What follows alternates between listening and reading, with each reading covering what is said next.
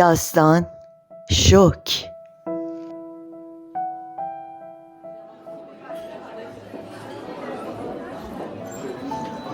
روز شنبه بود و رستوران تقریبا شلوغ.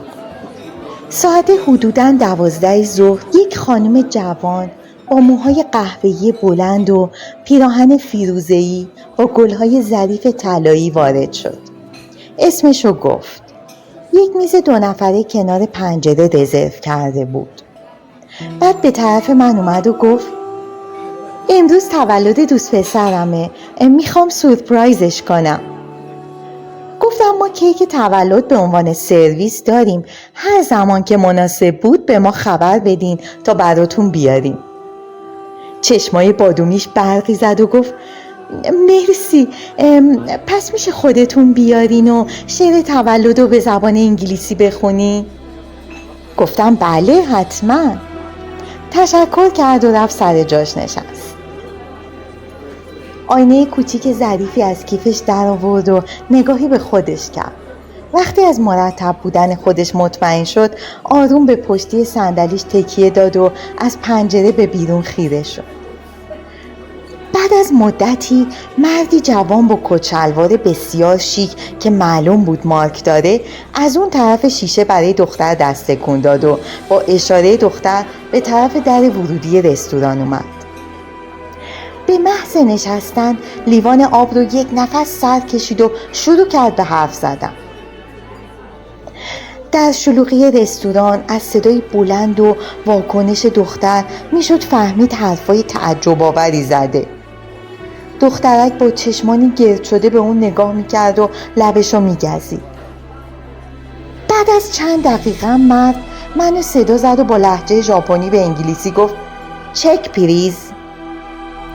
من با احترام چک رو به طرف مرد بردم که ناگهان دختر برگر رو از دستم قاپید و با صدای خشک شده از استرس رو به مرد گفت خوبه تو برو دیگه، خداحافظ. مرد هم بدون خداحافظی با حرکات سریع رفت.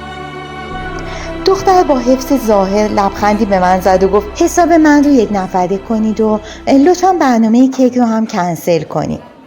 و قبل از شنیدن پاسخ من به طرف بوفه رفت تا برای خودش غذا انتخاب کنه. اولش با حالت عادی شروع کرد به خوردن غذا و با گوشیش بازی میکرد. اما بعد از چند دقیقه همگی احساس کرد که عصبی غذا میخوره، بیش از اندازه و بدون ترتیب، با حرکات عصبی تند و دستپاچه. دخترک بیوقفه چای و قهوه تلخ سفارش میداد و نوشیدنی‌ها رو داغ و سرد یک نفس سر میکشید. احساس خطر کردم و به منیجر رستوران خبر دادم و توی گوشی گفتم مهمون میز شماره 15 کمی خطرناک و عصبی غذا میخوره، حالت عادی نداره. منیجر سریع خودش رو رسوند. چند دقیقه حالتهای دختر رو زیر نظر گرفتیم. منیجر گفت منتظر یک اتفاق باشین، باید مواظبش بود. اگر چیزی شد بلافاصله به منیجر کل اطلاع بدین تا با بخش اورژانس هتل هماهنگ بشه. تقریبا نزدیک 1 ساعت دختر جوان بیوقفه با حالت عصبی خورد و نوشید تا اینکه ناگهان تمام چیزایی که خورده بود و با صدای مهیبی روی میز بالا آورد و با اون حالت بد شروع کرد به عذرخواهی. هول شده بود و میخواست خودشو جمع جور کنه که به طرفش رفتم. گفتم اصلا اشکال نداره، خونسرد باشین، چیزی نشده، لطفاً کیفتون رو بردارین، من کمکتون میکنم تا دستشویی بریم. دختر بیچاره که خیلی خجالت کشیده بود مرتب با اون حالش عذرخواهی میکرد. بهش گفتم اجازه میدین کمک کنم و صورتتون رو بشورم؟ بعد بی اختیار با حس غیر رسمی گفتم راحت باش، سعی کن گریه کنی تا سبک شی. دخترک یک لحظه به من نگاه کرد، بعد با صداً زد زیر گریه و مرتب میگفت خیلی ظالمانه بود، بعد از 2 سال. به خودم اجازه ندادم چیزی بپرسم، ولی چون من هم یه زن هستم فهمیدم چه حالی داره. به طرف رستوران برگشتیم. دم در منیجر با 2 بسته دستمال مرطوب مخصوص هتل و یک جعبه کوچیک از شیرینی‌های هتل منتظر ما بود. به دختر گفت امروز لطفاً مهمان ما باشید و دفعه بعد که حالتون خوب بود و تشریف آوردید مطمئن باشید با شما حساب میکنیم. مواظب خودتون باشین و امیدوارم زود خوب بشین و شما رو دوباره ملاقات کنیم.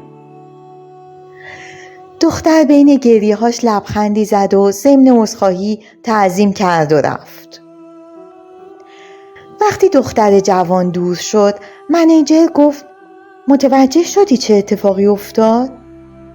منم تا جایی که فهمیده بودم برای منیجر تعریف کردم. اون لبخند تلخی زد و گفت زنها خیلی قوی و باهوشن ولی در مقابل عشق ضعیف و گاهی بی‌منطق. البته ما نمیدونیم داستان چیه ولی در هر شکست عشقی یک طرف گناهکار نیست. هرچند ای کاش اون مرد جوان ظریف‌تر و با ملاحظه تر رفتار میکرد. بعد یه آه بلند کشید و گفت یاد دختر خودم افتادم. ترسیدم روزی با یک فرد اشتباهی آشنا بشه. اما هاناسان همیشه سعی کن مسائل رو با انصاف و با در نظر گرفتن منافع هر دو طرف بسنجی. بعد با لبخند زد پشتم و گفت حالا برو گزارش کامل رو بنویس که فکر نکنم غذای ما مسموم بوده.